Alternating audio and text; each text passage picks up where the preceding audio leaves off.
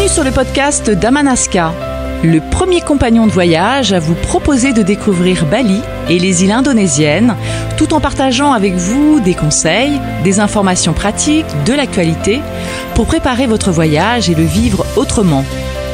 À travers nos expériences, nos coups de cœur, les histoires d'hommes et de femmes inspirants, nous allons vous raconter ce pays que nous aimons, où nous vivons. Vous faire découvrir des traditions millénaires, des cultures ancestrales et un quotidien que nous partageons avec le peuple qui vit sur l'île aux 1000 temples.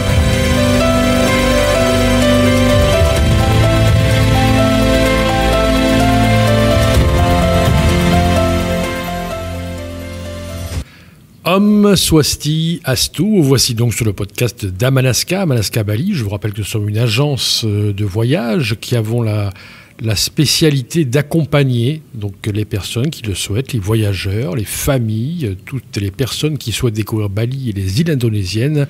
Nous pouvons vous accompagner. Il suffit pour ça de vous rendre sur notre site internet amanaska-bali.com, de nous faire une petite demande pour exprimer vos besoins, vos envies, comment vous voyez votre voyage, et puis ensuite nous vous accompagnons depuis le début jusqu'à la fin. Ça va vous permettre de vous soulager l'organisation et de vivre votre voyage à votre rythme, tranquillement, sereinement. Nous sommes là à votre disposition. Et aujourd'hui, nous allons partager avec vous la préparation de son bagage cabine, plus précisément tout ce qui concerne le bagage cabine. Alors, évidemment, vous savez déjà ce que c'est qu'un bagage cabine que vous utilisez dans l'avion, mais il y a peut-être des choses que vous ne savez pas. En tout cas, on va essayer de partager avec vous nos tips, nos astuces en ce qui concerne la préparation de son bagage cabine pour Bali ou bien sûr pour d'autres pays. Alors pour ceux qui n'ont jamais pris l'avion, c'est peut-être votre cas, le bagage cabine est le sac que vous allez pouvoir garder avec vous durant votre voyage, tandis que votre bagage enregistré, lui, il partira en soute. Alors je tiens à préciser bien sûr que ces informations, il y en a certainement d'autres choses que l'on peut rajouter, peut-être des tips que vous avez vous de votre côté. N'hésitez pas à les partager sur la page Facebook. Mais là on va essayer de voir en gros comment on peut faire pour vivre son vol en toute sérénité avec ce bagage cabine. Donc si vous n'avez pas l'expérience du bagage cabine et le fait de prendre l'avion avec un bagage, c'est la raison pour laquelle donc il est indispensable de bien préparer son bagage cabine.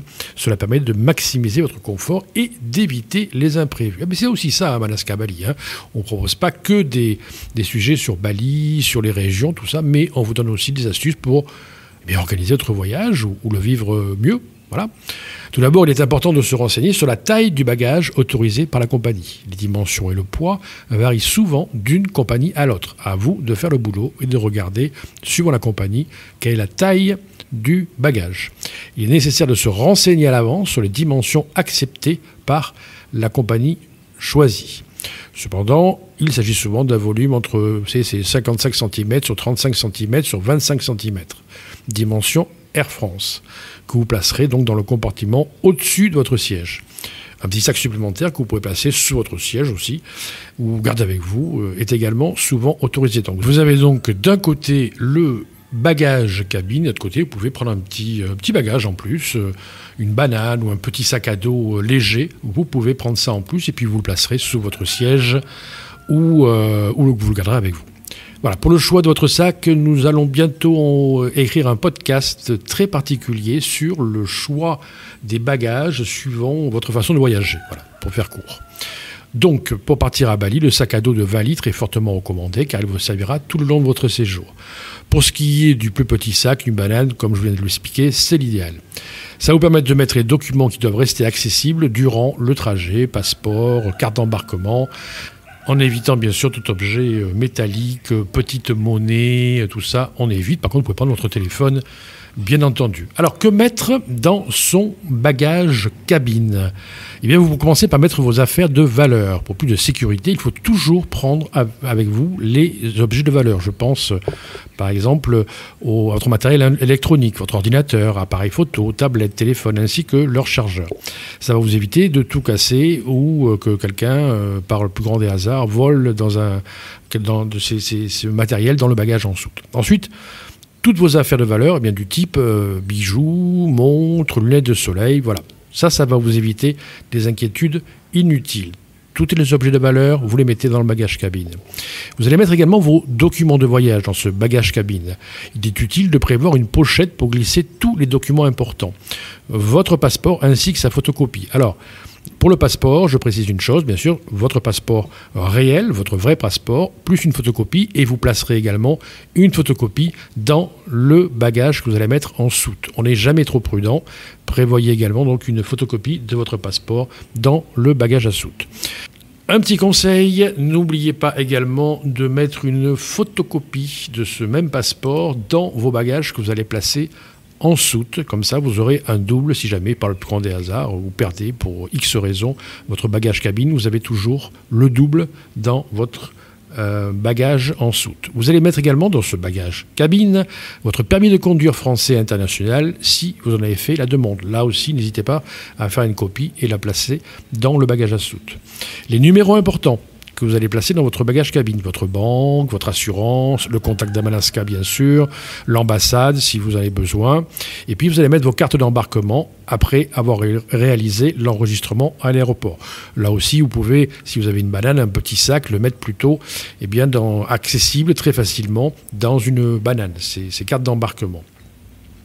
Vous allez mettre également dans ce bagage cabine votre nécessaire de toilette et bien-être. Alors, lors d'un long vol avec plusieurs escales, il est toujours agréable d'avoir de quoi se rafraîchir. C'est utile de prévoir donc une brosse à dents et un mini dentifrice. Par exemple, des lingettes rafraîchissantes pour le visage et les mains, des échantillons de crème, parce que votre peau se dessèche beaucoup plus vite dans l'avion. Donc, ça peut être pratique d'avoir des échantillons de crème Nivea ou autre, et les échantillons, c'est encore plus pratique dans ce cas-là.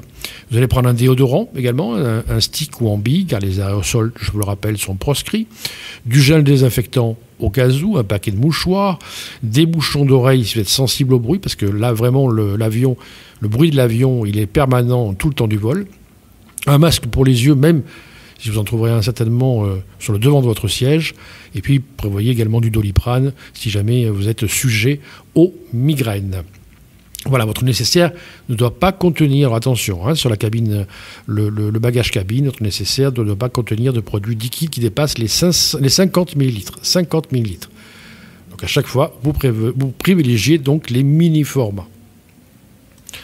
On continue donc sur les mini-formats avec un petit rappel également. Aucun aérosol également, comme des déodorants en spray, comme on vient de le voir, ou de la mousse à raser. Les produits liquides vont être placés dans une pochette transparente à zip pour qu'ils soient visibles durant le passage à la douane. C'est important. Prévoyez également dans votre bagage cabine, on appelle ça le au cas où. On ne parle pas de malheur, mais il vaut mieux être prudent. On n'est jamais d'ailleurs à l'abri d'une valise en soute perdue dans une escale qui arrivera quelques jours après vous. Donc à Bali, vous arrivez et pas de bagage. Qu'est-ce qu'on fait ? Eh bien, nous vous recommandons fortement d'amener avec vous dans ce bagage cabine quelques sous-vêtements, dont une paire de chaussettes confortables qui peut vous servir pour l'avion, un short et un t-shirt, un pull que vous avez certainement sur vous dans l'avion car il fait frais, un maillot de bain, une paire de tongs s'il vous reste un peu de place. Alors évidemment, si vous êtes une famille, c'est pas forcément facile, mais prévoyez quand même des vêtements de rechange pour chaque personne simplement. Nous sommes à Bali, donc un short, un t-shirt, des chaussures, vous les avez aux pieds, mais au moins un short et un t-shirt, ça peut être extrêmement pratique ce cas où. Et si jamais vos bagages sont égarés, bagages en soute sont égarés pour quelques jours. Dans les vols long courrier, il y a toujours un écran qui vous proposera bon nombre de films, dont beaucoup de récents, de la musique et des jeux.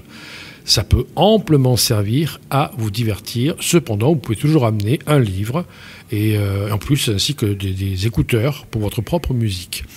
Alors, un casque audio est fourni par la compagnie. Vous savez, quand il y a des films à voir, et il y aura des films à voir ou des jeux, la compagnie propose, elle ne l'offre pas, elle prête un casque audio.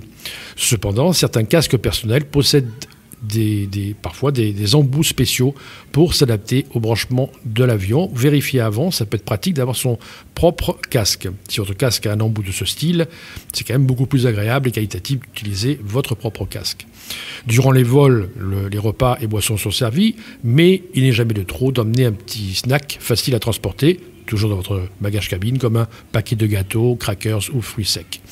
Pour ce qui est de l'eau, ne vous risquez pas à passer la douane avec une bouteille d'eau. elles ne sont pas autorisées. Maximum 50 ml de liquide. Mais par contre, vous pouvez l'acheter après avoir passé la douane ou vous servir de votre gourde, où on verra un petit peu plus bas. Donc cette gourde, vous allez la placer ensuite, la remplir et la placer toujours dans votre bagage cabine. Le premier accessoire essentiel, donc cette gourde, comme cité plus haut, va être très utile pour les longs voyages, et d'autant plus pour une destination comme Bali où l'eau courante n'est pas potable. Tant qu'à faire, prenez donc une gourde. Pour une question pratique, d'éthique et économique, nous vous recommandons donc de prendre ce principe de contenant de gourde. Un par personne, je pense que ça peut être bien, ça dépend du volume. Vous pourrez donc passer la douane sans problème avec une gourde tant que celle-ci est vide. Il en existe en général, ensuite, juste derrière la douane, il existe des points de recharge d'eau, qui pourra vous permettre de remplir cette gourde.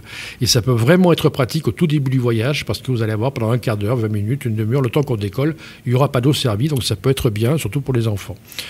Voilà. Puis en plus, une fois à Bali, ça vous évitera de systématiquement acheter de l'eau en bouteille en plastique. Vous pourrez la recharger votre hôtel, ou encore, grâce à l'association, je ne sais pas si vous connaissez, Refill My Bottle, vous pourrez trouver des endroits où vous pourrez remplir votre gourde.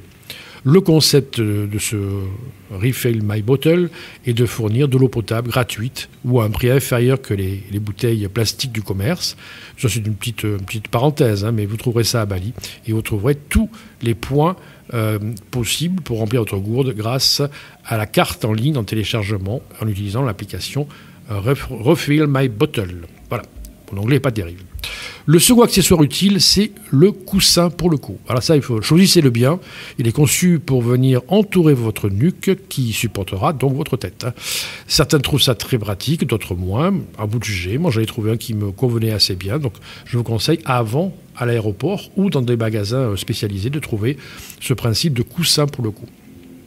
Alors voilà. Ensuite, vous avez bien sûr les longs courriers, ce que vous allez utiliser que pour venir à Bali. Vous fourniront donc une petite couverture et un coussin. Mais si vous préférez pas vous encombrer, mais encore une fois, ce petit coussin de cou peut être très pratique. Voilà, je bafouille un peu, mais vous m'avez compris. Alors, les interdits du bagage cabine, c'est important. On le revient, il est important de rappeler que vous ne pouvez pas prendre de liquide de plus de 50 ml ou des médicaments. Attention, nous avons envoyé d'ailleurs à ce propos, ou nous allons vous envoyer à ce propos, toute une liste très longue de médicaments qui sont prohibés à Bali. C'est important de lire cette liste. Alors vous la recevrez quand on vous aura envoyé, déjà quand vous aurez fait votre demande, que nous aurons parlé ensemble, que nous aurons accompagné, que nous aurons informé. Derrière, une fois que vous aurez validé le programme, nous enverrons un document qui va vous permettre de savoir tout ce que vous pouvez emporter, tout ce que vous ne pouvez pas emporter. Dedans, vous aurez cette liste de médicaments. Évitez bien sûr les ciseaux, les objets tranchants, couteaux suisses par exemple, les équipements de sport en tout genre, les briquets, les allumettes et les aérosols. Voilà. Pour finir, il est sûrement inutile de mentionner que tout objet pouvant être qualifié de dangereux, donc évitez les feux d'artifice. Je ne sais pas pourquoi vous auriez pour promener avec des feux d'artifice, mais ce n'est pas autorisé, tels que les objets contondants ou armes à feu. C'est évident. Je pense qu'avec tout ça, vous avez déjà pas mal d'informations. Ce qu'il faut retenir de ce bagage cabine, c'est qu'il ne doit pas être trop gros. Vous avez vu les dimensions au tout début. Qu'il doit être pratique avant tout. Donc à l'intérieur, on va mettre des choses qui peuvent servir pendant le vol. N'oubliez pas de prendre, si vous ne l'avez pas sur vous-même, de prendre un petit pull ou une petite polaire. Ça peut être pratique parce qu'il ne fait pas très chaud parfois dans l'avion. Pensez également, ça c'est à retenir, vous pouvez prendre des vêtements de rechange, parce que si jamais votre bagage soute a été oublié ou perdu, comme ça vous pourrez vous changer au moins pendant 1 ou 2 jours. N'oubliez pas également de mettre des photocopies de vos documents, comme le passeport, les billets d'avion, à la fois dans le bagage cabine et puis également dans le bagage en soute. Avec ça, vous êtes parés pour venir, on vous attend. N'oubliez pas de nous faire votre demande, de poser des questions, bien évidemment, nous sommes à votre disposition. Notre spécialité, c'est d'accompagner, nous sommes accompagnateurs pour le voyage, et puis bien sûr, nous l'organisons, nous préparons, et sur place, nous allons organiser notre voyage. On serait vraiment très heureux de vous accompagner. On vous souhaite une magnifique journée, une soirée, une nuit, et on se retrouve très vite pour un nouvel épisode d'Amanaska Bali qui va encore une fois vous raconter des histoires, vous parler des régions de Bali et puis bien sûr des traditions, de la culture et puis vous donner comme ça des astuces pour que vous puissiez voyager dans les meilleures conditions. À très bientôt.